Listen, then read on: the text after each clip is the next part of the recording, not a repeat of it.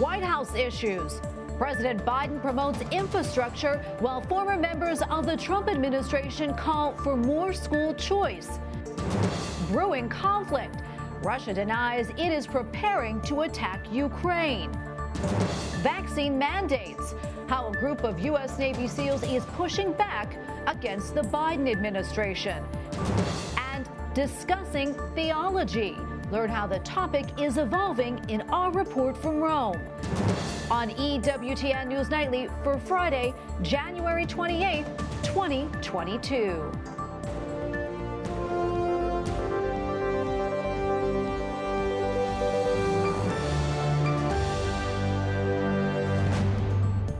Thank you so much for being with us tonight on this feast of St. Thomas Aquinas. I'm Tracy Sable. More on the Doctor of the Church later in our program. But first, President Joe Biden flew to Pittsburgh today to promote the bipartisan infrastructure law. After a string of setbacks for the White House, he is trying to convince Americans that his administration is achieving progress on rebuilding roads and bridges. White House correspondent Owen Jensen reports. Owen?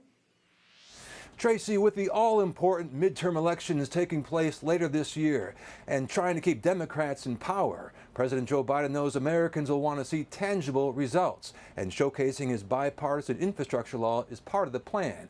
But critics are quick to pounce on what's taking place in classrooms. President Joe Biden talking infrastructure in Pittsburgh. In a stunning coincidence, just hours before his visit, a 50-year-old bridge there collapsed, a bus plummeting, minor injuries but no deaths. There are 45,000 bridges in poor condition. It's just simply unacceptable. Meanwhile, from rebuilding bridges to rebuilding classrooms. For educators and kids alike, it's proving an immense challenge. At the America First Policy Institute in Washington, D.C., a panel including former Trump White House counselor Kellyanne Conway pushing school choice as a way to help struggling students. COVID is now seen not as a reason, but as an excuse to keep these kids behind masks, to have vaccine mandates, to force virtual learning, to segregate these kids now according to vaccinated and unvaccinated. We just simply can't have that for our kids. And if she graded the current president? So I give the Biden administration an F+ on consistency in terms of their COVID policy. It seems to be ever-changing, and the one thing we can't have any more of from these folks is chaos, is uncertainty, insecurity, and turmoil, especially in the classrooms. Also on the panel, Trump administration advisor Brooke Rollins. But if there is a silver lining, if there is one, it is that parents now realize that the current state of affairs in our schools is not good enough. And former NFL player and school choice advocate Scott Turner told me all kids, despite their background, can do better if given a choice. Oftentimes now in public school, they're just moving the masses through. Teachers don't have an opportunity to concentrate on that child, their needs, that background of that particular child. The Biden administration says under its leadership, most schools across the nation are back open for in-person learning. At the White House, Owen Jensen, EWTN News Nightly. Russia's top diplomat says the country will not start a war with Ukraine. Как, в общем-то, я и предупреждал, сегодня направляю официальные запросы всем моим коллегам. Sergei Lavrov adds the Kremlin, quote, does not want a war and is asking the U.S. and its NATO allies to remove the weapons that they have placed near Russia's borders. There are also signs that discussions will resume in an effort to de-escalate the tension. We have an update to the lawsuit a group of Navy SEALs have brought against the Biden administration challenging their vaccine mandate. A federal judge has ordered the Navy and Department of Defense to halt disciplinary action against 35 SEALs for refusing to get COVID shots. Capitol Hill correspondent Eric Rosales has more.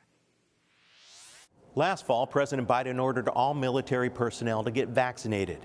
Now the attorney representing the 35 Navy SEALs tells me they've amended their lawsuit to include all Navy personnel who object to getting the shot due to religious beliefs. If the court does approve, then this has the potential to protect not only our 35 clients, but really anybody serving in the Navy who has a religious objection to the vaccine and had their religious exemption denied. More than 98% of Navy sailors rolled up their sleeves to get the mandatory vaccine by the mid-December deadline. Senate Republicans support the lawsuit.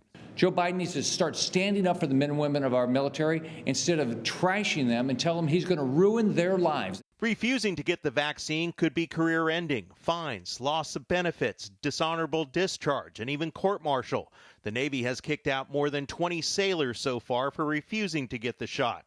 Some 8,000 remain unvaccinated. Mike Berry tells me reductions in troop levels will weaken the readiness of the U.S. military to meet threats. Kicking people out of the military because of their religious beliefs is, first, it's un-American. Second, it's unconstitutional. And third, it actually weakens our military. So it goes against everything that our country and our military should be standing for. He also says he's heard from 48 senators supporting the group's efforts, but little from the Defense Department or White House. Joe Biden is telling you exactly what he thinks of our military. He doesn't respect the sacrifices our men and women in the service are taking. The Navy has not approved any of the more than 4,000 requests for religious exemptions. Mike Berry believes that there might be an ulterior motive. I don't understand it, other than it sure smells and looks to me like there's a political agenda behind it, and it's not about health, safety, or medicine.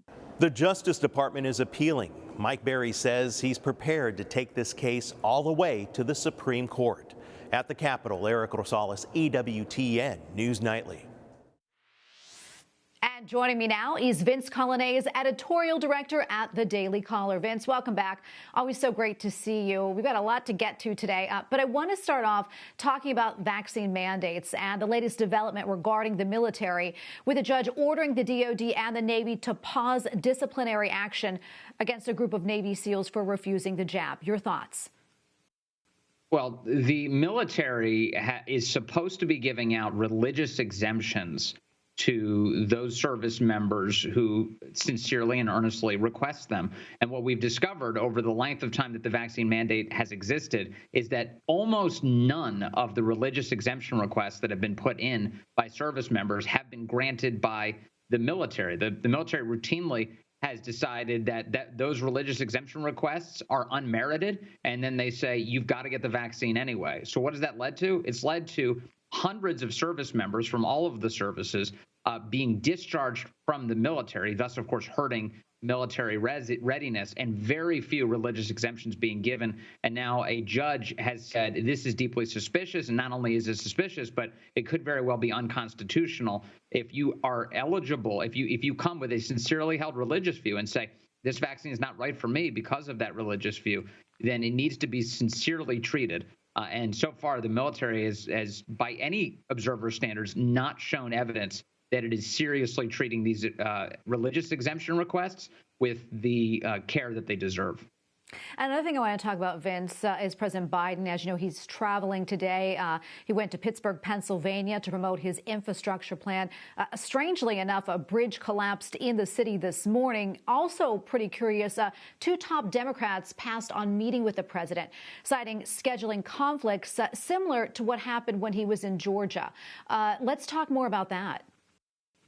Well, it's not hard to see the relationship between Joe Biden's rock bottom approval ratings and the fact that you have Democrats who are in very tough races in their own states who are not interested in appearing on stage with him for fear of the damage that it could do to their candidacies. Those two top Democrats you're referring to are both a gubernatorial and a Senate candidate in Pennsylvania running this year, and they are not going to be appearing on stage with the most famous Democrat in the country. The same was true of Stacey Abrams in Georgia, as you're pointing out. Stacey Abrams, famous for her concern about voting laws and the ways that she'd like to see Democrats take control of voting laws nationwide.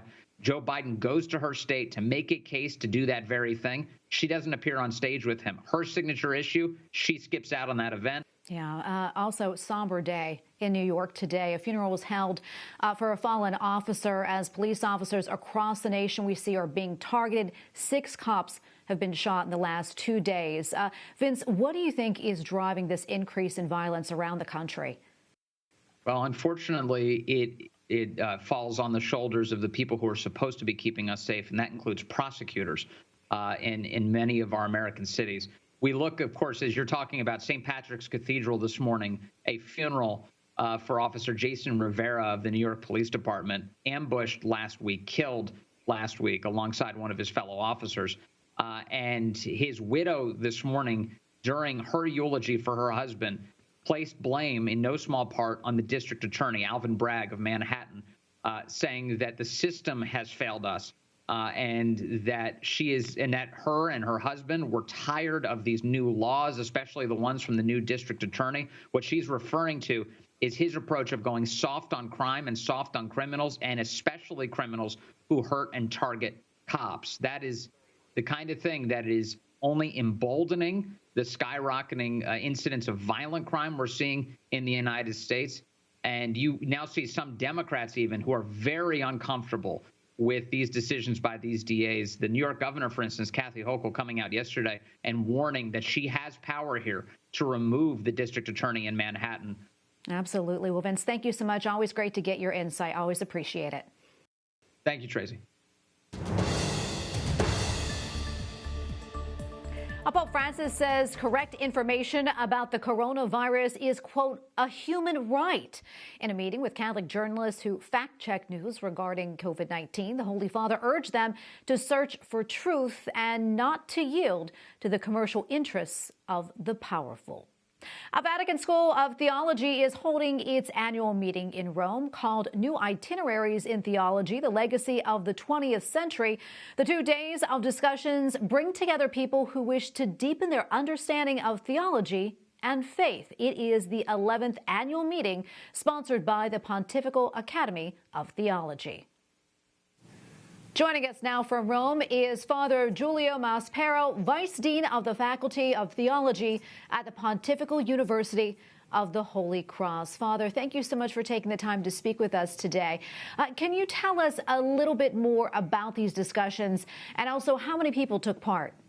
So now we have just hybrid conferences because we are used to online and streaming. So we chose to have a few people in presence, also for safety reason, and a lot of people online. And the idea is to spread also through our social media what we discussed. But also we have the proceedings that in the theological world are very important. We like books, thick books, because somehow there we can put also the result of what we discussed. Because it's not just to share our opinions, but also to compare and to change our mind discussing together. And I understand that you were the leader of one of the discussions yesterday. What more can you tell us about that session? Yeah, that was a very interesting session. We discussed very different things from the sense and how we can do theology, basing our thought on what the saints lived and experienced. And we got till the importance of TV series, for example, to devise new ways of speaking about the gospel and Jesus to the people today. So the first lecture was about moral theology and the importance of us being children of God, and how that changes everything in our view of the world and of our moral obligation and of love, because somehow love is an obligation too. And it's interesting because it's free, but we are compelled to love. Everybody needs somebody to love, even the Blues Brothers say that. And then we moved to another lecture that was about how we can learn from the past, from the lives of the saints, not just what they saw, but also a way of thinking.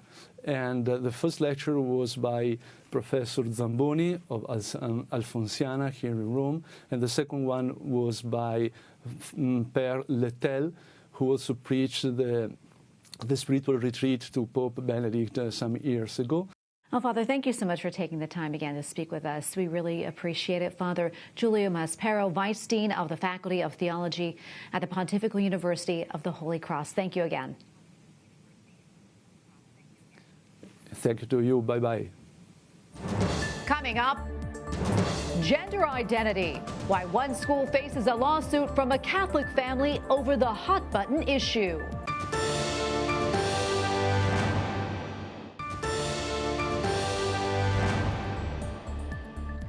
A mother and father in Florida are suing their school district after their 12-year-old daughter attempted suicide at her school. According to the parents, it was only then that they were notified that she had been receiving counseling from the school about her gender identity and that it was kept from the family because of their Catholic faith. The Child and Parental Rights Campaign is representing the parents. And joining us now is Wendell and Maria Perez and their legal counsel, Vernadette Broyles, president of the Child and Parental Rights Campaign. Thank you all so much for joining us. Wendell, Maria, I want to start off with the two of you. First off, I just want to say we're all so sorry for what you and your family have gone through, and we're praying for you all, especially your daughter. If you don't mind, can you tell us about the moment that you found out about your daughter and those meetings that were taking place at school? What went through your mind? Well, do you want me to give you like a summary of what happened that day? That would be great. Yes, well, we were called by the school council on January 5th, 2022, and they said that it was about our daughter. We went there, and when we got there, they told us that our daughter was, she tried to commit suicide by hanging herself, and that this happened twice in 2 days. The school counselor alleged that it was because of a gender identity issue, and that they knew that we as parents would not be in agreement because of our Catholic faith. My daughter never exhibited any signs of gender confusion or questioning her biological sex. And then the counselor also revealed that for the first time, that she had been secretly meeting with our daughter for months, talking about a gender identity issue.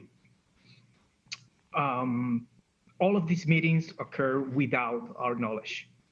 The school council went so far as to encourage and call our daughter by a fictitious male name and pronouns in front of other students, causing a pattern of bullying against my daughter. And again, all these behind our backs. When we asked them why they didn't notify us about these meetings, they said that there was a confidentiality issue involved that prevented them from tell us about these meetings. So then our daughter was taken to a local hospital by the police. They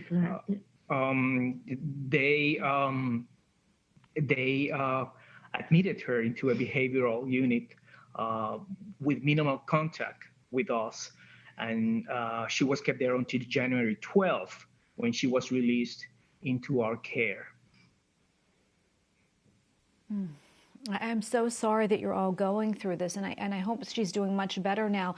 You mentioned they said the reason they didn't tell you was because of your Catholic faith. Can you talk a little bit more about that and why they said that? I asked the counselor why immediately after they told us that she had tried to commit suicide twice. I asked her why, and she said that it was because she wanted to be called by a boy name, and she wanted to be given a male pronoun, and the counselor didn't tell us anything because she knew that we wouldn't agree with it because of our Catholic faith. So I know this is so hard to talk about, and thank you both so much for sharing this with us. Vernadette, I want to talk to you now. I know you're representing the family. Can you talk to us about the lawsuit and the significance of it and what you hope comes from the case?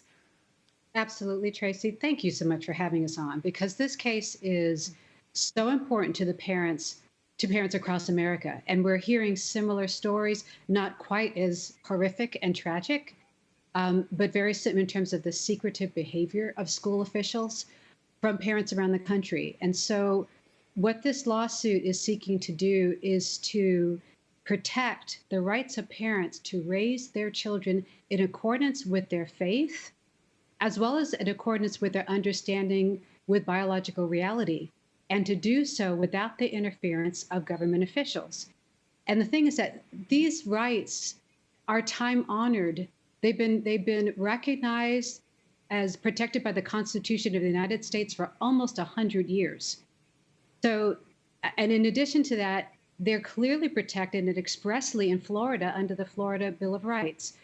So the school officials usurping the authority of these parents to substitute the school's judgment for the judgment of the parents is without legal authority, and in this situation almost caused a tragedy. And it's particularly infuriating when it's under the guise that somehow the parents' religious faith, their belief system, is somehow disfavored with this school. And by these school officials do not have the right to assess the acceptability of a parent's faith, whether it's Catholic or Muslim or any other. So that's what this lawsuit is about. Well, I just want to say thank you to all of you for talking with us. I know this was not easy to talk about, but it's really important to talk about. And again, Maria and Wendell, we're praying for you. We'll continue to follow your story. Thank you all. Thank you. Thank you so much, Tracy. We appreciate it so very much. Up next, important feast day. Father Thomas Petri provides insight on St. Thomas Aquinas.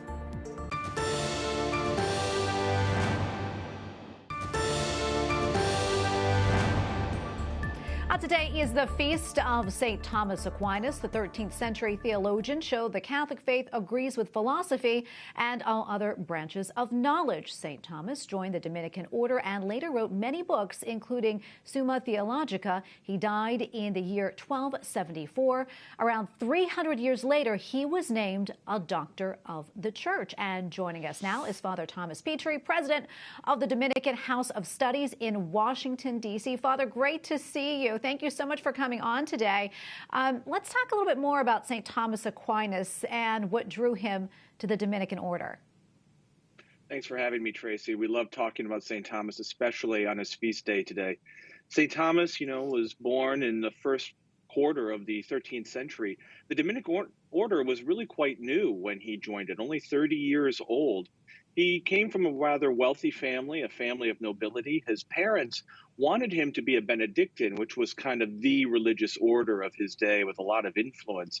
But he saw these young Dominican friars, this ragtag band of upstarts, living the vow of poverty and preaching the gospel. He was attracted by St. Dominic, and so he joined the order. His parents, his mother especially, did not appreciate that decision of St. Thomas, had his brothers kidnap him from the Dominicans, lock him away in his family's castle for a number of months before they finally relented and let him go off to be a Dominican friar.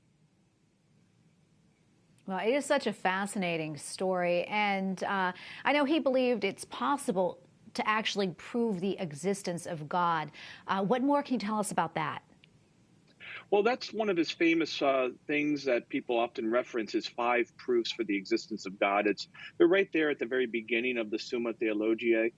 We're not really sure he actually thought that they legitimately would prove to any non-believer that God existed. Even he himself later in life said that he thought nobody or very few people could come to understand the existence of God, and only after studying it for a long time and coming, and not without making a lot of errors or mistakes on the way. He always thought the best way to come to know God was through faith, that God revealing himself to the believer and coming to know God through prayer and scripture and the teachings of the church. Those 5 proofs, though, are not incidental. I mean, they are meant to demonstrate something, which is to demonstrate the relationship that the world has with God, that God is part and parcel of the very fabric and makeup of reality. He is existence itself. And so that none of us is really separated from him completely or entirely. And so that's a big part of St. Thomas's worldview, that God is not simply up there in the heavens and we down here, that he is both up there and also tremendously close and interior to us. Yeah, that's so important. I understand that he never actually finished his work, Summa Theologiae. Can you talk a little bit more about that and why it wasn't finished? Well, he had written a lot of things, and the Summa Theologiae is his master work. It has over 500 questions each with multiple articles, which are questions themselves. I think it's over 3,000 questions in the end, all very thoroughly answered and even responded to any possible objections you might come up with years later to his answers. He started that work later in his life, and by 1273 or so, he was already starting to fall ill. He had a mystical experience, a couple of mystical experiences at the end of 1273, one of which left him so profoundly moved that he said to his contemporaries, he said, "What I have seen, what God has shown me, everything I have written seems like so much straw." And he himself died just 4 or 5 months later. So the Summa Theologiae was never completely finished, but there are so many other works of his that he wrote around the same time that we can venture to know or understand or think we might understand what he would have written had he finished the Summa. Yeah, we're running out of time, unfortunately, maybe about 30 seconds left or so. But can you talk about how St. Thomas Aquinas still is relevant today? Well, just very briefly, I would say he shows us that knowing who God is part and parcel of our spiritual life, and that knowing God is rational, is true, and is not something that is required only of stupid people. That being smart is to be Christian, is to be a true follower of Jesus Christ. Well, Father Petri, thank you so much. Always so great to be with you, especially on this feast day. God bless you. God bless, Tracy. And we thank you for watching tonight. For the entire EWTN News Nightly team, I'm Tracy Sable. Good night and God bless.